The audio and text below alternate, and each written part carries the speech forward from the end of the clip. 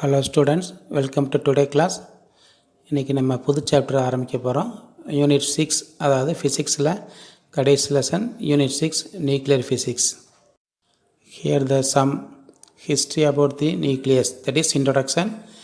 A Greek philosopher Democritus in 400 BC believed that matter is made up of tiny units called atoms. So Democritus என்ன சொன்னார் அப்படின்னா, இந்த யூனிவர்ஸில் இருக்கக்கூடிய எல்லா பொருளுமே மேட் ஆஃப் ஆட்டம்ஸ் அப்படின்ட்டுருக்காரு.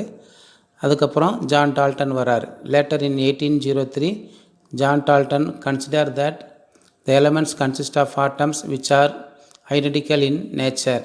அப்போ அவர் என்ன சொல்கிறார் அப்படின்னா, ஆட்டம்ஸில் இருக்கக்கூடிய எல்லா எலமெண்ட்டும் ஒரே மாதிரி இருக்குதுன்னு சொல்கிறாரு.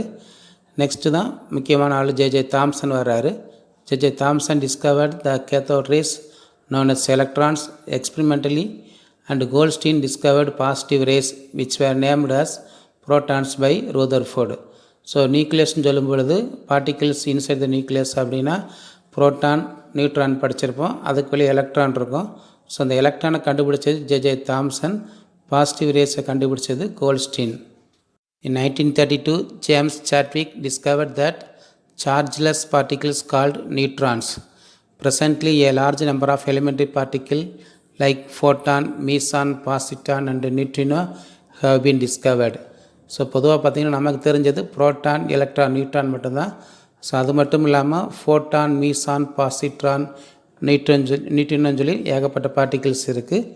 இன் 1911 த British scientist Ernest Rutherford explained the mass of an atom is concentrated in the center of the particle, that is nucleus. அப்போ நியூக்ளியஸை பற்றி ஒரு கான்செப்டை கொடுக்குறது யார் அப்படின்னா தி எர்னஸ்ட் ரூதர்ஃபோர்டு.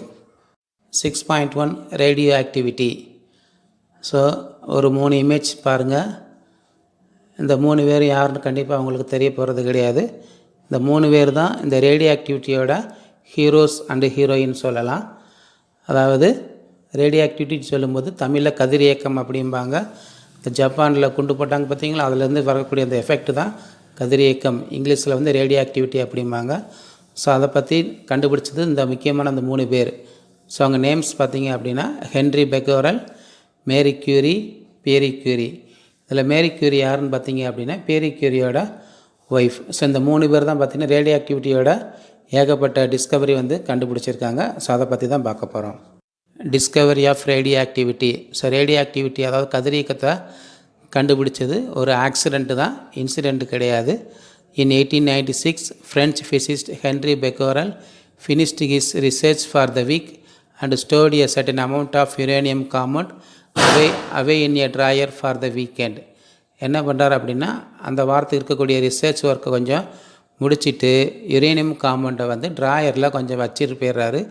திருப்பி ஒரு வாரம் கழித்து வந்து பார்க்குறாரு. By chance and unexposed photographic plate was also stored in the same drawer. So அவருக்கு தெரியாமல் பார்த்திங்கன்னா அந்த யுரேனியம் பக்கத்துலேயே ஒரு ஃபோட்டோகிராஃபிக் பிளேட், அதாவது ஃபோட்டோ எடுக்கக்கூடிய ஃபிலிமு ஒன்று பக்கத்தில் இருந்திருக்கு. அது அவருக்கு தெரியல. ஒரு வாரம் கழித்து வர்றாரு. So after a week he returned and notice that the film had been exposed to some radiation. So ஒரு வாரம் கழித்து வந்து பார்க்கும்பொழுது அந்த யுரேனியம் பக்கத்தில் இருந்த அந்த ஃபோட்டோகிராஃபிக் பிளேட்டில் பார்த்திங்க அப்படின்னு ஏதோ ஒரு எக்ஸ்போஷன், ஒரு சில டிசைன்ஸ் வந்து அவருக்கு தெரிஞ்சிருக்கு. He discovered that he could reproduce the effect whenever he placed uranium near the photographic film.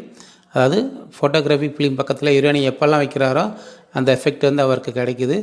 apparently uranium radiated something that could affect a photographic plate. அப்போ ஒரு முடிவுக்கு வராரு, யுரேனியத்துலேருந்து ஏதோ ஒரு ரேடியேஷன் வந்து வந்திருக்கு, அது ஃபோட்டோகிராஃபி பிளேட்டை வந்து அஃபெக்ட் பண்ணியிருக்கு. So this phenomenon was called as radioactivity. Uranium was identified to be a radioactive element.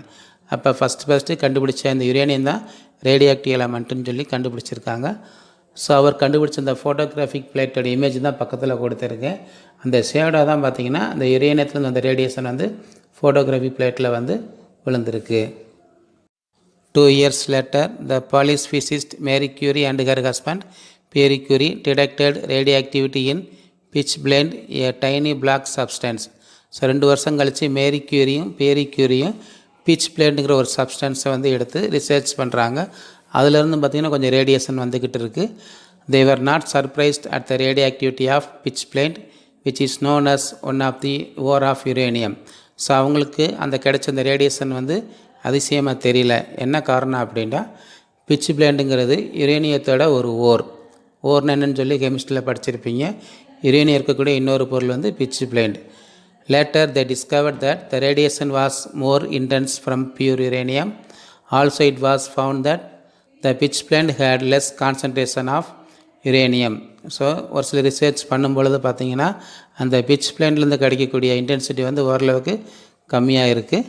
Later they discover that the radiation was more intense from pure uranium. So அதுக்கப்புறம் பார்க்கும்போது அந்த intensity வந்து கொஞ்சம் கொஞ்சமாக கூடிக்கிட்டே வருது. Also it was found that the pitchblende had less concentration of uranium. ஆனால் பிட்ச் பிளேண்ட்லேருந்து பார்க்கக்கூடிய ரேடியேஷன் வந்து கம்மியாக இருக்குது. பியூர் யுரேனியத்தில் கிடைக்கக்கூடிய ரேடியேஷன் வந்து கொஞ்சம் அதிகமாக இருக்குது. அப்போ அந்த பிட்ச் பிளேனில் கிடைச்ச ரேடியேஷன் வந்து கம்மியாக இருக்கிறதுனால அவங்க ஒரு முடிவுக்கு வர்றாங்க. They concluded that some other substance was present in pitch blende. So அதுக்குள்ளே இன்னொரு சப்ஸ்டன்ஸ் ஒன்று இருக்குதுன்னு முடிவுக்கு வர்றாங்க. So after separating this new substance they discovered that it had unknown chemical properties and it also emitted radiation spontaneously like uranium. So அந்த pitch blend சப்ஸ்டன்ஸை வந்து கொஞ்சம் separate பண்ணி ரிசர்ச் பண்ணும்போது அதுக்குள்ளே இன்னொரு சப்ஸ்டன்ஸ் இருக்குது. அதோட கெமிக்கல் ப்ராப்பர்ட்டியுமே அவங்களுக்கு அந்த நேரத்தில் தெரியலை. ஸோ அந்த கெமிக்கல் பார்த்திங்க அப்படின்னா யுரேனியம் மாதிரி ரேடியேஷனை வந்து ஸ்பான்டேனியஸாக, தட் இஸ் ஆட்டோமேட்டிக்காக ரேடியேஷனை எமிட் பண்ணிக்கிட்டே இருக்குது. ஸோ அந்த நியூ சப்ஸ்டன்ஸுக்கு ஒரு பேர் வச்சிடுறாங்க. they named this name substance as radium. So அந்த பிட்ச் பிளேன்லேருந்து கிடச்ச அந்த நியூ சப்ஸ்டன்ஸுக்கு வச்ச பேர் ரேடியம். ஸோ ஒன் வேர்டில் கேட்பாங்க, மறந்துடாங்க. So the radioactive elements emit harmful radioactive radiations like alpha ray, beta ray or gamma rays. So இந்த ரேடியாக்டிவிட்டியால் கதிரியக்கம் சொல்லும் பொழுது அதுலேருந்து கிடைக்கக்கூடிய அந்த ரேடியேஷன் எல்லாமே நமக்கு வந்து டேஞ்சர் தான். பொதுவாக அது ஆல்ஃபா ரே, பீட்டா ரே அல்லது காமா ரேன்னு சொல்லுவாங்க. Definition of radioactivity: the nucleus of some elements is unstable. So ஒரு சில நியூக்ளியஸ் வந்து ஸ்டேபிளாக இல்லை, நிலையாக இல்லை. such nuclei undergo nuclear decay and get converted into more stable nuclei. அப்போ அந்த மாதிரி நியூக்ளியஸ் பார்த்தீங்க அப்படின்னா இன்னொரு எலமெண்ட்டாக கன்வெர்ட் ஆகி அது ஸ்டேபிளாக மாறிடுது. So during this nuclear reaction this nuclei emit certain harmful radiation and elementary particle. அப்போ இந்த மாதிரி ஒரு அன்ஸ்டேபிள் எலமெண்ட் வந்து ஸ்டேபிள் எலமெண்ட்டாக மாறும் பொழுது அதுலேருந்து ஒரு சில ரேடியேஷன் வந்து வெளியேறுது. அது ஆட்டோமேட்டிக்காக இருக்குது. So the phenomenon of nuclear decay of certain elements with the emission of radiations like alpha, beta and gamma rays is called radioactivity, and the elements which undergo this phenomenon are called radioactive elements. அப்போ வந்து என்ன சொல்கிறாங்கன்னா, இந்த மாதிரி unstable nucleus வந்து stable நியூக்ளியஸை convert பண்ணும் பொழுது அதுலேருந்து நமக்கு ஒரு சில ரேடியேஷன் வந்து கிடைக்குது. இந்த ப்ராசஸ் பேர் தான் ரேடியாக்டிவிட்டி. அப்போ எந்த எலமெண்ட்லேருந்து நமக்கு ரேடியேஷன் கிடைக்குதோ அந்த எலமெண்ட்ஸுக்குலாம் என்ன பேர் வைக்கிறாங்க அப்படின்னா radioactive elements. Natural radioactivity, so பேர்லேயே புரிஞ்சிருக்குன்னு நினைக்கிறேன். த elements such S uranium and radium undergoes radioactivity and emit the radiations on their own without any human intervention. அதாவது நம்மளாம் அதை வந்து எதுவும் செய்யாமல் அந்த எலமெண்ட்லேருந்து ஆட்டோமேட்டிக்காகவே ரேடியேஷன் வந்துச்சு அப்படின்னா அந்த ரேடியேஷன் பேர் தான் natural radioactivity. This phenomenon of spontaneous emission of radiation from certain elements on their own. So எலமெண்ட்லேருந்து ஆட்டோமேட்டிக்காகவே ரேடியேஷன் வந்துச்சு அப்படின்னா they are called natural radioactivity. The elements whose atomic number is more than 82 undergoes spontaneous radioactivity. அதாவது atomic number வந்து 82 விட அதிகமாக இருந்துச்சுன்னா தான் அந்த எலமெண்ட்ஸ் வந்து நேச்சுரல் ரேடியாக்டிவிட்டி எலமெண்ட்டாக இருக்கும். எக்ஸாம்பிள் பார்த்தீங்கன்னா uranium, radium etcetera. There are only 2 elements which have been identified as radioactive substance which atomic number less than 82. They are technetium, that is Tc43, and promethium PM61.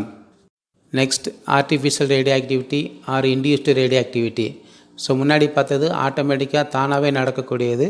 இந்த artificial பார்த்திங்க அப்படின்னா human mat ரேடியாக்டிவிட்டின்னு சொல்லுவாங்க. அதுவாக நடக்காது, நம்மளும் அந்த ரியாக்ஷனை வந்து ஸ்டார்ட் பண்ணுவோம்.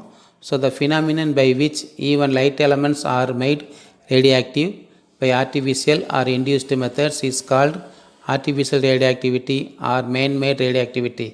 அப்போ இந்த மாதிரி ப்ராசஸ் வந்து அதுவாக ஆட்டோமேட்டிக்காக நடக்காது. நம்மளாக என்ன செய்வோம் அப்படின்னு அதை வந்து இன்டியூஸ்ட் பண்ணுவோம், தூண்டி விட்டு ரியாக்ஷனை வந்து நம்ம ஆரம்பித்து வைப்போம். So this kind of radioactivity was discovered by Irene Curie and F Joliot. So இதை கண்டுபிடிச்சது Irene Curie and F Joliot. அப்போ இந்த மேலே உள்ள டயக்ராம் பார்த்தீங்க அப்படின்னா அலுமினியம்ங்கிற ஒரு ஸ்டேபிள் எலமெண்ட்டு தான் இருக்குது. அதில் வந்து ஆல்ஃபாங்கிற ஒரு எலமெண்ட் வந்து மோதுது. ஸோ மோதும் பொழுது பார்த்தீங்க அப்படின்னா அது வந்து பி அண்டு என்னாக மாறுது. ஸோ பின்னா நமக்கு பாஸ்பரஸ்ன்னு தெரியும், என்னன்னு சொல்லும் பொழுது நியூட்ரான் கிடைக்குது. ஸோ அது மட்டும் இல்லாமல் மறுபடியும் அந்த பியிலேருந்து இன்னொரு நியூட்ரினோ கிடைக்குது, ப்ளஸ் சிலிக்கான் கிடைக்குது. அப்போ இந்த ரியாக்ஷன் பார்த்திங்கன்னா நம்ம தான் ஆல்ஃபா பார்ட்டிகளை வச்சு ஸ்டார்ட் பண்ணி விட்டோம். அப்போ அலுமினியத்தை என்ன சொல்லுவாங்க அப்படின்னா பேரண்ட் நியூக்ளியை அப்படிம்பாங்க. ஸோ அதுலேருந்து கிடைக்கக்கூடிய நியூக்ளியை எல்லாமே பார்த்திங்கன்னா டாட்டர் நியூக்ளியை அப்படின்னு சொல்லுவாங்க. ஸோ ஆர்டிஃபிஷியல் ரேடியோஆக்டிவிட்டிக்கு இன்னொரு எக்ஸாம்பிள் பார்க்க போகிறோம். டியூரிங் தி சச் டிஸ்இன்டகிரேஷன், அதாவது எலமெண்ட் வந்து கன்வெர்ட் ஆகக்கூடிய அந்த ப்ராசஸில் த nucleus which undergoes disintegration is called parent nucleus, and that which is produced after the disintegration is called a daughter nucleus. அப்போ எந்த நியூக்ளியஸ் வந்து டிஸ்இன்டகிரேட் ஆக போதோ, சேஞ்ச் ஆக போதோ அது வந்து பேரண்ட் நியூக்ளியஸ்.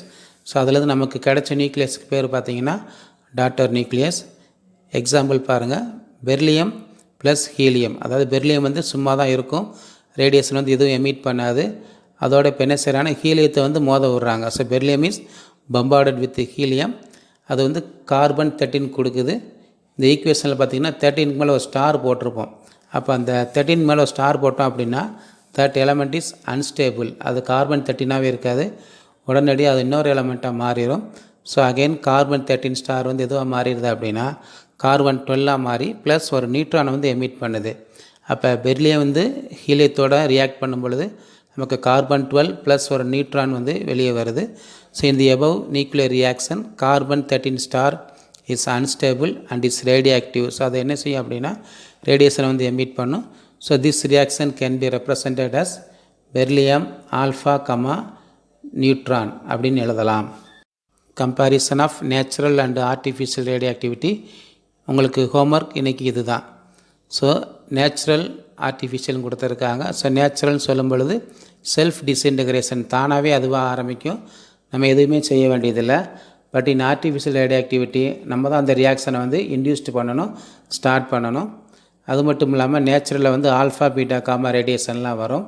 ஆர்டிஃபிஷியலில் பார்த்திங்க அப்படின்னா நியூட்ரான் பாசிட்டான்கிற புது எலமெண்ட் வந்து ப்ரொடியூஸ் ஆகும். நேச்சுரல் வந்து ஸ்பான்டேனியஸ், ஆட்டோமேட்டிக்காக அந்த ப்ராசஸ் ஸ்டார்ட் ஆகிரும், நம்ம எதுவும் செய்ய வேண்டியதில்லை. பட் ஆர்டிஃபிஷியல் வந்து நம்ம தான் அதை ஆரம்பிக்கணும். It is an induced process.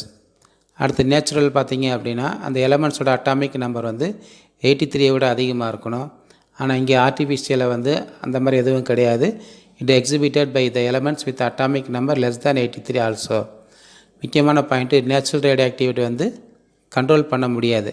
இதுக்கு எக்ஸாம்பிள் பார்த்திங்க அப்படின்னா அந்த ஆட்டம் பாம் தான் எக்ஸாம்பிளாக சொல்லலாம். இன்றைக்கு வரைக்கும் ரேடியேஷன் இருக்குது. So we can't control the natural ரேடியோஆக்டிவிட்டி.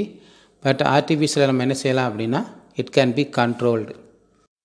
Homework: tabulate the difference between natural and artificial radioactivity. Thank you students. Thank you for watching this video. Last but not least, students, have a very safety and happy Diwali.